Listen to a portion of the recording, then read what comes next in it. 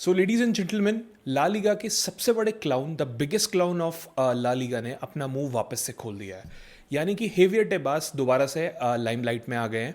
Obviously as usual Real Madrid के against बकवास करके, मतलब मुझे कभी कभी ऐसा लगता है कि जो ला लीगा का डाउनफॉल चल रहा है ना, मतलब ना आपके पास ब्रॉडकास्टिंग रेवेन्यू है, आपकी टीम्स इतने प्लेयर रजिस्टर नहीं कर पाते, जितनी भी सारी प्रॉब्लम है, मुझे ऐसा लगता है कि उसकी सारी जड़ की शुरुआत जो कहीं ना कहीं होती है वो हेवियर टेबास की वजह से होती है। मतलब प्रेसिडेंट का क्या काम होता है? For example, English Premier League के प्रेसिडेंट का आपको नाम पता है? आई एम श्योर 80 to 90% लोगों को नहीं पता होगा, which is Richard masters.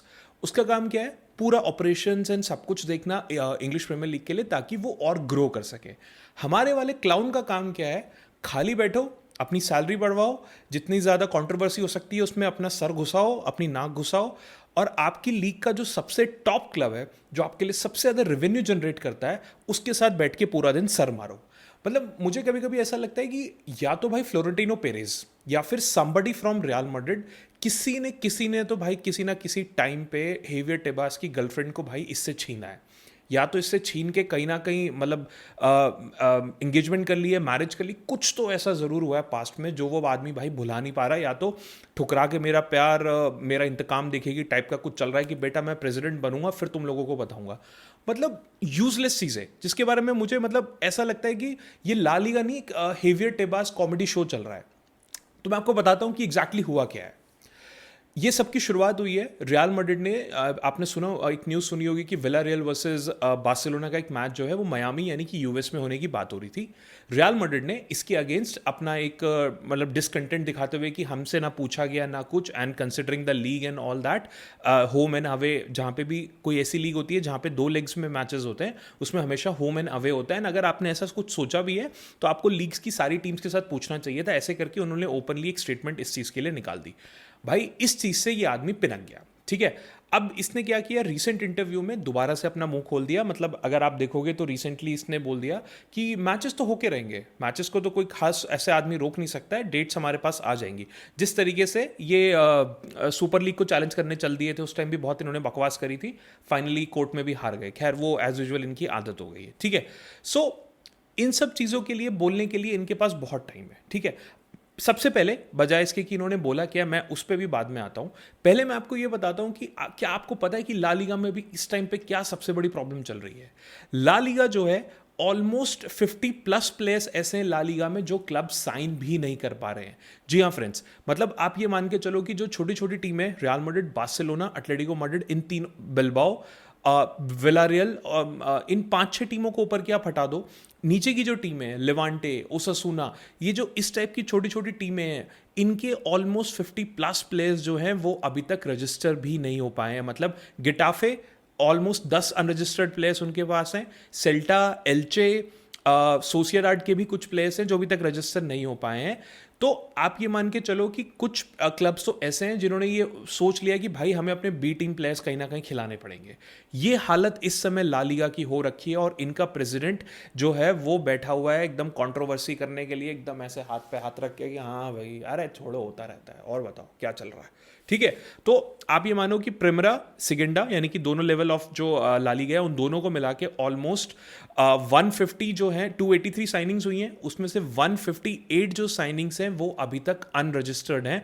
And मतलब ऑलमोस्ट 2 दिन हो चुके हैं, जब ये मैंने डेटा उठाया था तब तक ये 2 दिन हो चुके हैं, तो और 10-20 प्लेयर रजिस्टर हो गए होंगे हाइपोथेटिकली। अभी भी कम से कम जो हमारी फर्स्ट लेयर ऑफ लीग है उसमें अभी भी 50+ प्लेयर्स जो हैं वो साइन नहीं हुए। बट हमारे प्रेसिडेंट को दिखता नहीं है कि ये क्यों हो रहा है, मैं इसको सॉल्व करूं या क्या प्रॉब्लम है। उसके बाद जो सबसे बड़ी प्रॉब्लम लीग में चल रही है दैट इज 1:1 सैलरी कैप, ठीक है। अब 1:1 होता क्या है? इसका मतलब ये होता है कि क्लब जितना कमाएगा वो उतना खर्च करेगा। बेसिक बातों में ये होता है कि जितना वो कमाएगा उतना उसको फ्रीडम है खर्च करने की, ठीक है। Otherwise they can't register their players, they can't, मतलब वो कुछ भी खर्चा नहीं कर सकते एंड ऑल दैट। ये रूल ला लीगा का अपना रूल है, ये यूएफा का कोई रूल नहीं है, या फिर इसमें फीफा वगैरह कोई भी इन्वॉल्व नहीं है। ये हेवियर टेबास ने अपने मन से बना रखा है, ठीक है। उसके बाद ये जो उसके साथ आता है ला लीगा की सैलरी कैप रिजीम। हर सीजन स्टार्ट होने से पहले हर टीम को उसकी सेल्स, उसके रेवेन्यू रेवेन्यूज के बेसिस पे एक स्क्वाड कॉस्ट लिमिट मिलती है कि इससे ऊपर आप अपनी स्क्वाड वगैरह पे खर्चा नहीं करोगे, ऐसे से करके उनको एक मतलब पूरा पैसा मिल जाता है, ठीक है। ये जो रूल है भाई ये इतना स्ट्रिक्ट है, मतलब it's more stricter than UEFA का जो ब्रेक इवन लॉजिक है, उसके ऊपर मैं किसी ने एक अलग वीडियो बना दूंगा, मोटा मोटा समझ लो, वो भी स्क्वाड और इस सबसे रिलेटेड ही है। उससे भी ज़्यादा खतरनाक है, मतलब आप ये सोचो कि यूएफा जो सारा फुटबॉल देखती है मतलब यूरोपियन लेवल पे, वो इतनी स्ट्रिक्ट ऑर्गेनाइजेशन है, उससे ज़्यादा स्ट्रिक्ट रूल तो भाई का अपना है, और ये इतना स्ट्रिक्ट है कि ये प्लेयर्स को रजिस्टर तक नहीं होने दे रहे हैं। बट हमारे भाई को कोई चिंता नहीं है इस चीज़ की, ठीक है।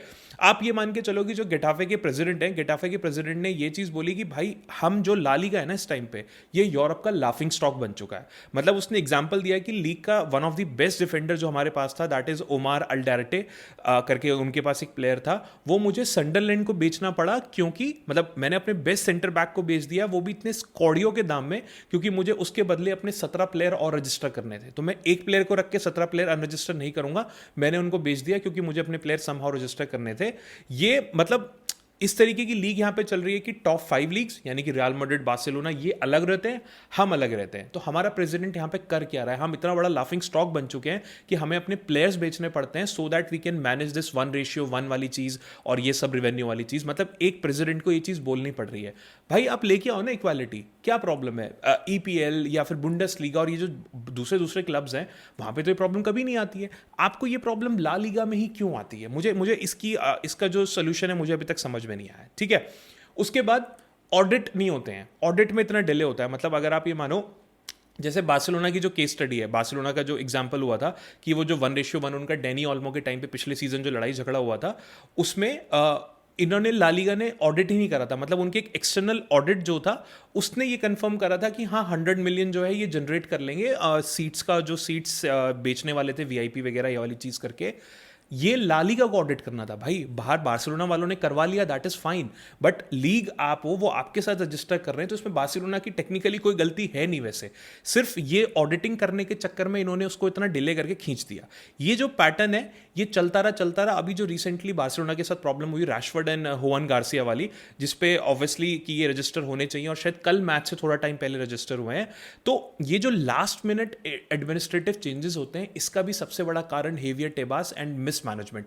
कोई ऑडिट नहीं हो रहा है क्योंकि ऑडिट के बिना रजिस्टर नहीं होगा। ऑडिट का मतलब वो आपकी बुक्स चेक करेंगे, देखेंगे आपके ऊपर कर्जा तो नहीं है, ये सब चीजें तो नहीं है, एंड इवेंचुअली वो प्लेयर्स को रजिस्टर करेंगे। बट एसबीआई बिल्कुल प्रॉपर एकदम सरकारी, अरे कर देंगे यार, क्या हो गया, अभी मंडे को स्टार्ट है ना, हाँ संडे को बात कर लेना, कोई बात, दिस काइंड ऑफ एटीट्यूड। और उसके बाद आप बोलते हो कि ला लीगा जो है वो वर्ल्ड की बेस्ट लीग है कहीं ना कहीं, ठीक है। क्लब्स जो हैं वो एक तरीके से मतलब स्टॉप गैप्स में आने के लिए वो बेचारे मजबूर हो गए हैं। सिविया की अगर हम बात करें, सिविया को बहुत जल्दी क्या कहते हैं जोआनलू बेचना पड़ा, बाडे करके उनका प्लेयर है, उन सबको बेचना पड़ा ताकि वो अपने जो रजिस्ट्रेशन है वो अनलॉक कर सके, इससे पहले कि जो सैन मेमेस उनका जो स्टेडियम है वो अनलॉक हो पाए, ठीक है। मतलब ऐसी हालत आपने बना रखी है कि एक 50 मिलियन का छोटा सा जो अमाउंट है, टेक्निकली क्लब को चलाने के लिए 50 मिलियन कोई बहुत बड़ा अमाउंट नहीं है। 50 मिलियन जैसे छोटे से अमाउंट को मूव करने के लिए, आपको इधर से उधर मूव करने के लिए ला लीगा की 36 परमिशन लेनी पड़ती है। इतने आपने पेपर वर्क और इतनी सारी चीजें यहां पे बना दी हैं।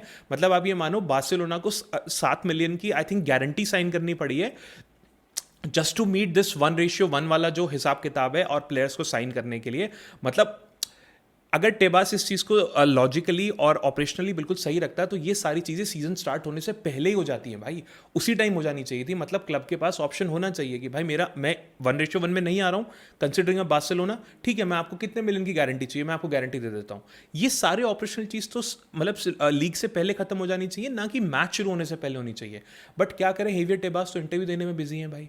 मतलब ये मैंने आपको मोटी मोटी जो है ये प्रॉब्लम्स गिनवा दी हैं। अब मैं आपको बताता हूँ कि एक्चुअली में प्रॉब्लम हुई क्या है। प्रॉब्लम ये हुई है कि रियल मैड्रिड ने जो अभी अभी अपना लौंडा साइन करा है, दैट इज फ्रैंको मास्टेंटूनो, जिसको 30 नंबर जर्सी दी है, उसको रियल मैड्रिड ने कसिया के साथ साइन करा है, विच इज एब्सोल्युटली लीगल। और ये बहुत टाइम पहले से बहुत सारे क्लब्स करते आए हैं। रियल मैड्रिड ने विनीसियस के साथ भी करा था, तो that is absolutely normal. But Javier Tebas को इस चीज़ की खुंदक है कि इन लोगों ने विलारियल वर्सेस बार्सिलोना वाले मैच के बारे में फालतू कैसे बोला, तो मैं इस बारे में बकवास करूंगा क्योंकि रियल मैड्रिड ने उसमें इंटेग्रिटी की कुछ बात कर दी। तो भाई ने अपनी इंटेग्रिटी वाली जो चीज़ है वो यहाँ पे घुसेड़ दी कि एक आरएनए करके एक जर्नल है, इनको उन्होंने रिसेंटली इंटरव्यू देते हुए बोला कि वैसे अगर मैं देखूं तो ये रियल मैड्रिड ने भी इंटेग्रिटी की कोई बहुत अच्छा एग्जाम्पल तो दिया नहीं है, मास्टनतूनो को आपने कसिया में रजिस्टर करा दिया। भाई पहली बात, जब वो लॉज एंड लीगल रूल्स के अंदर आ रहा है तो इंटेग्रिटी का क्या इशू आ गया? तुम जो चीज करने जा रहे हो that is as per the Real Madrid report. And उसके अलावा गेटाफे के प्रेसिडेंट ने भी ये चीज़ बोली, जिन्होंने भी ऊपर लाफिंग स्टॉक के बारे में बोला, उन्होंने भी ये बोला कि भाई मेरे से तो किसी ने पूछा ही नहीं कि ये मैच हो रहा है। As per the law La Liga की सारी टीम से आपको परमिशन लेनी पड़ती है। पहले मुझे लगा कि ये कोई मजाक चल रहा है, बट एक्चुअली में ये ला लीगा कर रही है। मुझे तो विश्वास ही नहीं हो रहा इस चीज़ पे। तो Real Madrid is not the only club, there are another clubs also, but भाई को खुन्नस से सिर्फ रियल मैड्रिड से। ठीक है, तो अगर इंटेग्रिटी का इशू तब आता है जब कोई आपने लॉ तोड़ा हो, जब आपने कोई चीज़ चोरी चकारी करी हो, जब तू खुद कह रहा है भाई थोड़ी देर बाद, पहले कह रहा है कि यार ये वैसे तो इंटेग्रिटी की बात इनको करनी नहीं चाहिए, उसके थोड़ी देर बाद इंटरव्यू में कह रहा है can they do that, well yes they can do that, मतलब इट्स नॉट अ प्रॉब्लम। जब प्रॉब्लम ही नहीं है अकल के अंधे भाई, तो ये इंटेग्रिटी का इशू कैसे हो गया? मतलब मुझे इस चीज़ के बारे में समझ में नहीं आई कि, और उसके बाद कह रहा है कि वैसे रियल मैड्रिड को कोई प्रॉब्लम नहीं है, वो हर बार की तरह अपने प्लेयर साइन करेंगे और निकल जाएंगे। तो जब आपको पता है कि रियल मैड्रिड हर बार की तरह अपने प्लेयर साइन करेंगे और निकल जाएंगे, तो आपको भाई बोलने की जरूरत क्या है? जहां रियल मैड्रिड ने आपके अगेंस्ट कुछ बोला, आप अपना मुंह हवा में बक बक बक बक बक करना शुरू कर दोगे विदाउट एनी रीजन।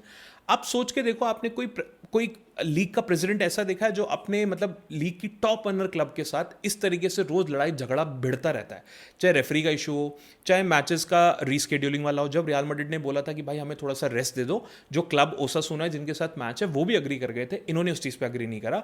बट ये बार्सिलोना का मैच यूएस में कराने के लिए एकदम भागा दौड़, ऊपर नीचे, ले भाई वो कागज़ वहाँ भेज दे, वहाँ भेज दे, साइन कर देता हूँ, अभी मेरी सैलरी बढ़ानी है, उस पर ज़रा वोटिंग कर लेते हैं। मतलब अगर मैं आपको बताने आऊँगा, मैंने ऑलरेडी वीडियो बना रखी है इस चीज़ के ऊपर, मैंने पूरा समझाया हुआ है उसमें।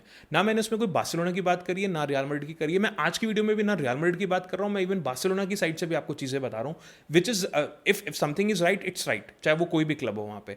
बट ये आदमी ने जिस ला लीगा की बर्बादी फैला रखी है, मुझे समझ में नहीं आ रहा कि इसका क्या सोल्यूशन है। जब तक ये आदमी ला लीगा का प्रेसिडेंट बना रहेगा, मैं आपको लिख के दे रहा हूं कि ला लीगा कभी भी उस तरीके से प्रॉस्पर नहीं कर सकती जिस तरीके से हम उम्मीद करते हैं। जैसे मैं लास्ट अपने एक मतलब मैं इतनी सारी चीज़ें अपने दिमाग में सोच सकता हूं कि हम क्या क्या कर सकते हैं इसको इंप्रूव करने के लिए, बट हेवियर टेबास एक चीज़ सोच सकता है, that is giving controversial statements and talking rubbish about real Madrid. मुझे लगता है कि यार इट्स हाई टाइम, ये फ्लोरेंटिनो पेरेस को भाई इसके लिए कुछ तो बात करनी पड़ेगी, कुछ करना पड़ेगा कि ये काहे का प्रेसिडेंट है। मुझे नहीं पता, नो कॉन्फिडेंस मोशन टाइप की कोई चीज़ होती होगी या नहीं, वो मुझे पढ़ना पड़ेगा एक बार कि स्पेनिश इसमें भी अथॉरिटी में होती है नहीं होती। बट जब तक ये आदमी यहाँ पे रहेगा, ये ला लीगा को बर्बाद करके रहेगा। Please kindly let me no in the comments कि मैंने आपको जो सारी दिक्कतें बताई, क्या वो ज़्यादा इंपॉर्टेंट है सॉल्व करनी, या फिर इस तरीके की कमेंट बाजी करनी ज़्यादा ज़रूरत है? आपको क्या लगता है कि ये हेवियर टेबास का क्या होना चाहिए भाई? किस तरीके से ला लीगा प्रॉस्पर करेगी? क्या इस आदमी के रहते प्रॉस्पर कर सकती है? Just kindly let me know everything in the comments. And आपको अगर कोई और पॉइंट भी लगता है, कोई और डिबेट लगती है जो इस भाई ने करी और मैंने छोड़ दी हो, just kindly let me everything in the just let me know everything in the comments. अगर वीडियो अच्छी लगी हो तो kindly share with your friends and subscribe to my channel. Thank you.